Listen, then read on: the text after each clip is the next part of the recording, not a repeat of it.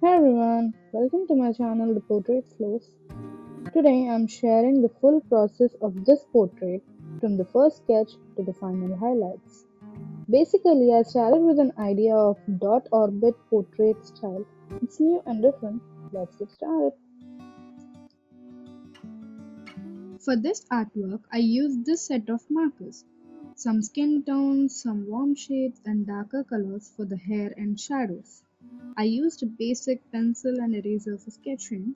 While making the portrait, I also used color pencils to give the accurate shading.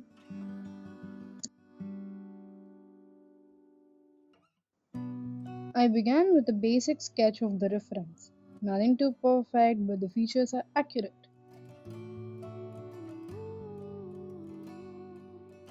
And a quick tip for a mixed media portrait to really come alive, you need to get the proportions and the face structure right. Once that base layer is done, and honestly, half the job is done. I used Lumi's method to draw the sketch.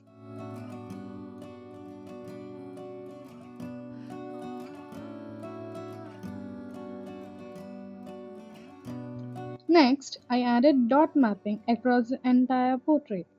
I used small and large circles to mark the shadows, the highlights, and the natural curves of the face.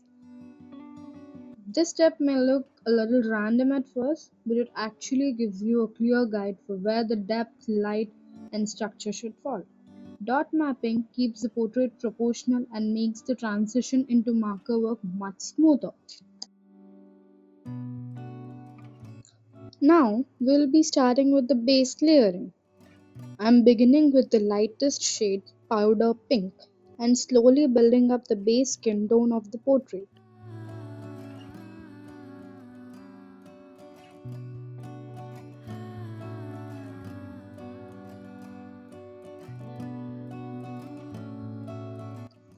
This is the safest color to start with because it keeps everything soft and gives you room to adjust the tones later. At this stage, I'm focusing on keeping the strokes gentle and even, just shaping the face and laying down the first foundation of color.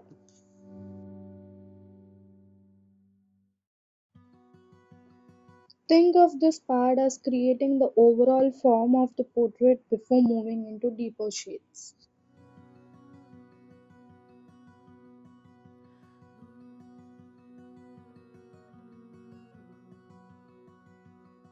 For the eyes, I used three main shades: yellow, raw umber, and brown. I gently shaded the iris in a circular motion to get the shape right and kept the blending really soft. For the highlight, I just left that little area as plain white paper. To merge the yellow and brown tones, I used a brown color pencil to add a slight brownish tint. Since her eyes are hazel, that mix of colors helped the eyes pop and added expression. For the lips, I used rose red, germanium, and pastel pink, and later added a bit of deep red. In the reference, the upper lip is darker because the light falls on the lower lip. So I kept the upper lip deeper and used softer shades on the lower one. To add a little warmth, I touched it up with an orange color pencil. For the blush, I used pastel pink with a bit of vivid pink and blended it softly into the skin. I might have gone a little extra here, but blush blindness, why not? For the nose and neck shadows, it is the same. I followed the light for the nose, and for the neck, I used only color pencils because they gave the clean, accurate shading I wanted. Now that the shadows and details are done, we can move on to the hair. I start with a light base layer of raw umber, keeping my strokes soft and in the direction of the hair flow. This just helps map out the shape.